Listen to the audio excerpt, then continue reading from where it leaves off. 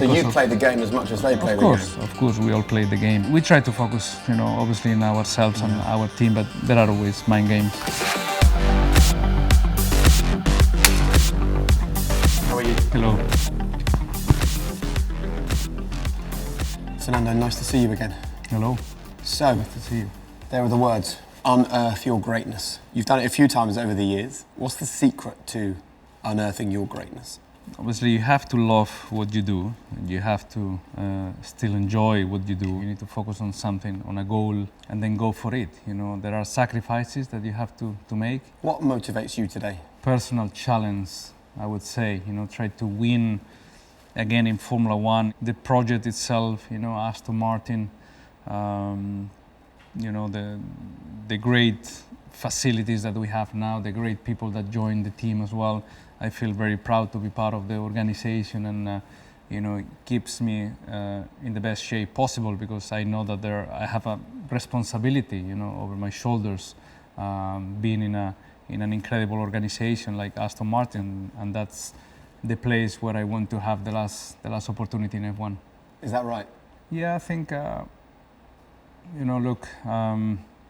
I'm racing now because I love to race. I'm racing because I want to win again, and I want to win it with this team. We all want to prove something. We all want to win one more time. In Formula One, you are dictated by the car performance, but the job from a driver is different. You have to create that perfect car together with the team. So it's a different kind of job. You are not only driving on Sundays, you have to create the perfect team from Monday to Saturday. So when you talk about you have to create a perfect team, what are the things they want to see and hear, the behaviours from you that really matter? First of all, you need to respect, everyone's job here. We are 900 or 1,000 people in Aston Martin, and everyone in the team has a key role, into the performance of the car. At the same time, I think you need to lead by example. You have to dedicate, the necessary hours to perform at your best. You have to deliver the result on Sundays when it's possible. You have to be sharp, fit, motivated all throughout the season to do the job every day, despite you have better days and worse days. You have to have this mask. When you come to the job that you have to perform, and Formula One is brutal in that respect. It's the most competitive environment in any sport. There are no off days here. Every day is key to success. After a good or a bad result, I'm always the same. And I expect that everyone is doing the 100% as well when they come to the factory. You said you have to sometimes put a mask on. Is that because you need to be the person that's ready to go all the time? You cannot show any weakness, in the sport. As an athlete, we are 20 drivers in the world, so there are a lot of eyes on us. There are a lot of attention on everything we do. Good things and bad things are exaggerated, sometimes for good, sometimes for bad. And you have to really, obviously, have a huge self-confidence, but at the same time, you have to show no weaknesses on your driving style. You have not to show any weakness on the media appearance, in any of the rumors that may appear. You have to be always very, very cool about that. You have to put a mask when you enter the paddock. Is it not exhausting? It is very demanding. Not every day you feel 100% and you feel ready to do the commitments that you have to do. It is demanding, but I think all the jobs are demanding if you do it to perfection. Even the very simple job, out there, if you do it perfect and if you want to be the best at the thing you do, it is demanding, and you have to accept that and to enjoy the process of finding perfection, let's say. And I think when it comes to unearthing your greatness, the trick really is to understand what everyone else is doing as well. What are the games, either the mind games or the physical things that you see from other drivers where you're like, I know that's a game, or maybe the ones that you do yourself?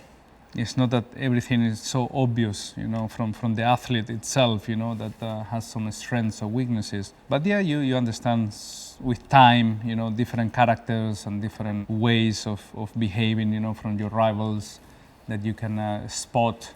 Even in free practice, that there are a couple of interactions with other drivers and cars, more friendly or less, or... What does less friendly look like in free practice? Yeah, just, impeding a little bit some of the good laps, some tricks out of the pit lane, that you are letting a car go, or just taking that spot and break a little bit the train of cars that are coming behind. You know, there are always little things. Driver's briefing, you know, sometimes you go there in the room and your main rival on the previous race raise a point from that race that you were a little bit borderline on overtaking move or something like that. So they just ask for a clarification on that move, which they know it was right and it was on the limit, but just, you know, that's is pointing at you, you know, that question. You know these kind of things and you play that game as well sometimes. It's more outside the car where you can spot some of the competitiveness that we all have, you know, in some media answers. You point towards some competitors sometimes and they point at you. Teams, they exploit the rules to the limit. Sometimes, you know, when you see a team or a car or a driver dominated for 2 or 3 races and then that controversial rear wing that they've been using is banned or something for the future races, then you point at that, you know, device. And was there a season in your career where you knew mentally you'd managed to have the beating of your opponents? My Ferrari seasons 2010, 2012, we fought for the championship until the last race with a package that was not as competitive as the Red Bull. And I think some of that competitiveness and fight mode that we entered in those years were also coming from the outside. I remember once, I think it was Korea, South Korea in 2010, it was a red flag. In the middle of the race, it was very wet, aquaplaning everywhere. We stopped on the grid and it was Mark Webber first, I was second. I came to the grid and I spoke with him. You know, the track is really bad, you know, this aquaplaning. It will be a disaster if we restart the race now. And I knew that the race was about to restart soon. He said that entered in his mind that the track was worse than what actually it was. And he crashed after the restart. You wily old devil. I was trying to use every single thing that it was in my pocket, you know, in that day to really win a race or keep the championship alive a little bit longer. If we're talking about greatness, there's also tough times because that's part of finding the greatness. When was the period in your career where you think mentally it was the biggest challenge and the biggest struggle? 2010. There is a very narrow line between greatness and big disappointments, and it was the case in 2010. We were very close to win the championship in Abu Dhabi. We didn't manage, and that was a big down moment. One of those moments that you will love to go back 24 hours in time and do things differently. It's a big opportunity to win a championship and then lose it, you know, in that hour and a half in those 57 laps of Abu Dhabi. You need to come out of that dark moment. It can be 1 week, it can be 2 hours, it can be 3 days. In my case, it was like 16 hours. I think I woke up in Monday morning and we had a Pirelli test on Tuesday. And I took that Pirelli test as a reset point. It was 16 hours, you know, what the stayed inside, you know, the disappointment.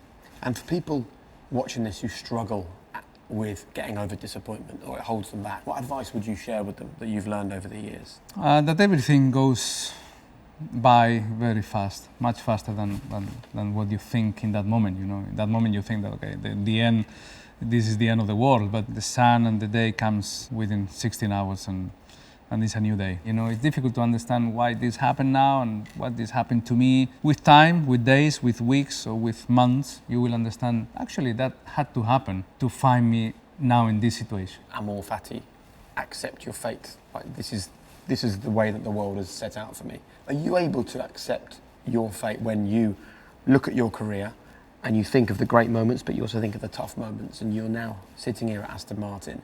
Would you change anything? If I change something, I will not maybe be here now, and I will not be who I am now. So it is tricky always. Obviously, if you have the crystal ball and you go back in time and you do things differently, in Formula One, it's very easy to choose different teams. Maybe you win more championships, or you are in a different position, but I'm happy. You know, I think all the decisions that I made, all the mistakes and good things that I made had to happen, and they were there for a reason. What would you say is the biggest lesson you've learned from success? You will not be there forever, you know. It's very obvious. When things are going bad and good, you understand that that's for that moment in time, and it will not last forever. But you still believe in that right moment that they will be forever. You know, I don't know why. Even if we know, you think that winning races, that will be, you know, from now on, the normality. Winning championships, that's my destiny. You know, these kind of things. You know, in that moment. So I would say that now, when I have success, or if I do have success in the future, I will enjoy more that moment, because I know that the following week it will vanish somehow. You know, it will stay there forever in the book, something like that. But the personal feeling will just dramatically go down. It's just a moment of high, and probably I didn't enjoy as much as I should in the past. You mentally go and transport to the future and just thinking of the next championship. I won the championship in 2006, and I was thinking, okay, now I go to McLaren in 2007, so I need to adapt. So you were always thinking of the next? Always, and I didn't enjoy the moment, because I thought somehow that was the normality. Yeah. So with time and with maturity, you learn those things. We're discussing greatness, right? But greatness is only great for you if you actually stop to enjoy the greatness. If you move on instantly, how great actually was it? You know, you might get a race win this weekend for Aston Martin, and it might feel like the greatest thing you've ever done, because you've learned that you have to enjoy every moment. But then I also think that if you're searching for greatness, do you have time to really stop and enjoy those moments? Because your competitors might not be doing that. Agree. I think it's an interesting point, because probably you will not achieve greatness if you do enjoy the success. So what's the point?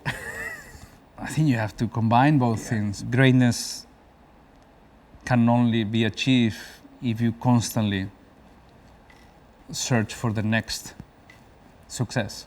To make a difference in an ultra competitive sport, it means that you need to do something extraordinary, and you have to do something that probably has been never done before. You have to be always in a constant mood of just sacrificing everything for the next success, and that's very difficult to do in life. Absolutely, and I think this also applies to everyone watching this, everyone in this room now. I think so many people live their lives thinking, I'll be happy when I have some success. And it's only when we stop and look back we realise the happiness should have been in the struggle, in the sacrifice, in the challenge. You have to enjoy the journey. In a way, it was happening in my career as well after Formula One. I always thought that the prototype cars and the Le Mans cars were the ones that I really loved to see.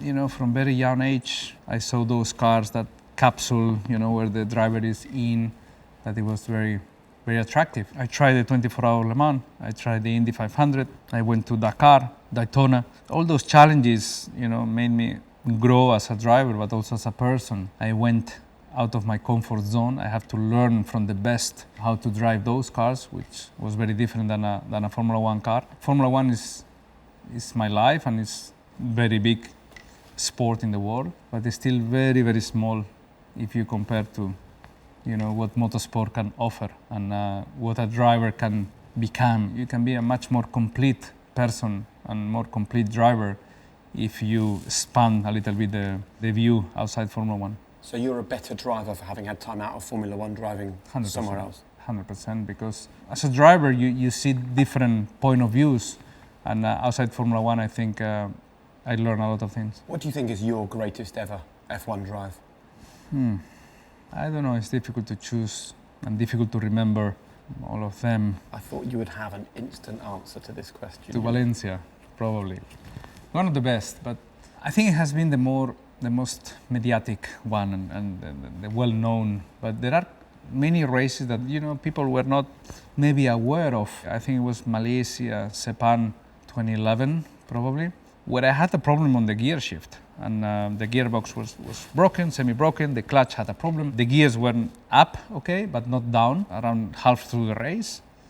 I tried to downshift to 10-1, and from 7th I went to only 5th instead of 2nd. So I did 10-1 in 5th, I lost time. I realized in the following corner that it was a problem. Out of desperation, I tried to blip the throttle on a downshift, just because if not I will retire the car in that lap. And I blipped the throttle and the downshift went in. So in the next braking point I blipped the throttle 4 times and 4 downshifts went down.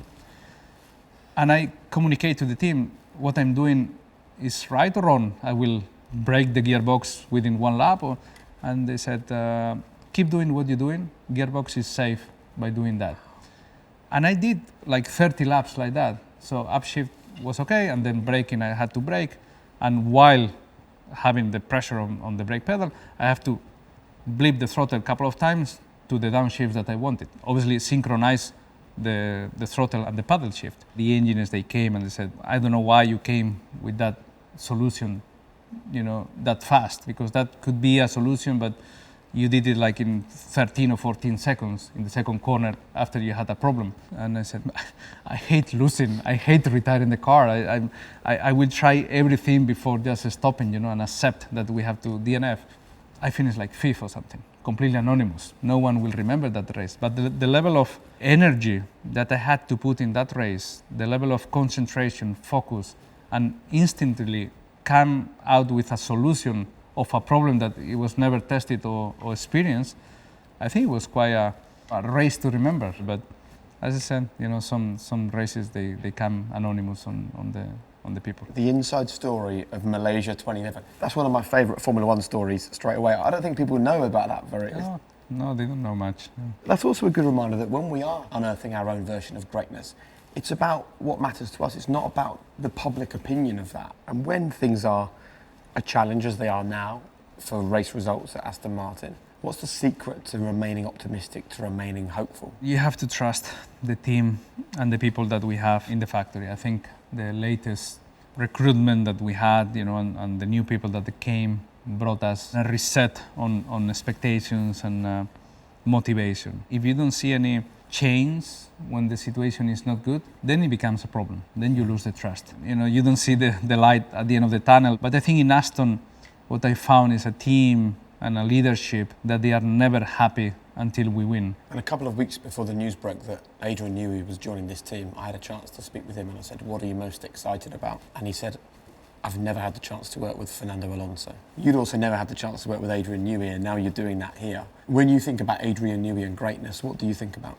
For sure the best ever designer in the sport, and no one probably will achieve the numbers that he has. Yeah. And the way he works explains some of the results that he had. He has an incredible way of seeing the car as one piece that works together, not single devices that provide performance.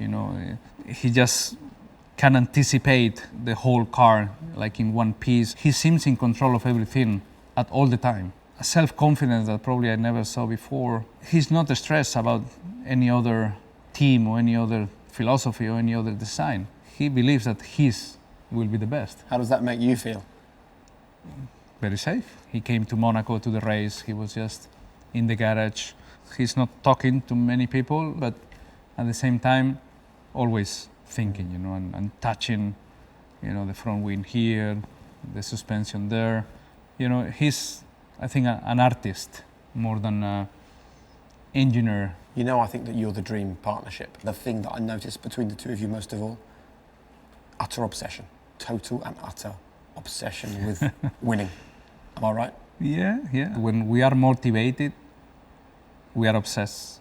I think people see the success, they see the victories, they don't see the hard work. What would you say to people that don't understand how much hard work and greatness are connected? They are part of each other. You will not get one without the other, but hard work and the process of winning and achieving something special is already a victory. It's already a success. When I go into a championship or when I go into a race, I do believe that I'm the best prepared. That kind of preparation, that kind of knowledge about the whole race situation make me a winner before I start the race. And I will not win the race. I understand what is the limitation of the package and the speed we have, but I go into the race full of optimism, confidence, and determination to achieve the best result that Sunday. Sometimes it's 7th, sometimes it's 9th, sometimes it's on the podium. If a podium is in our hands, I will not finish 8th. I'm sure of that. Greatness is not actually winning. Greatness is the best you can do in that moment. Greatness is the best version of yourself in that moment, and never stop searching for something better. That's greatness for me. What a great conversation. I love that, mate.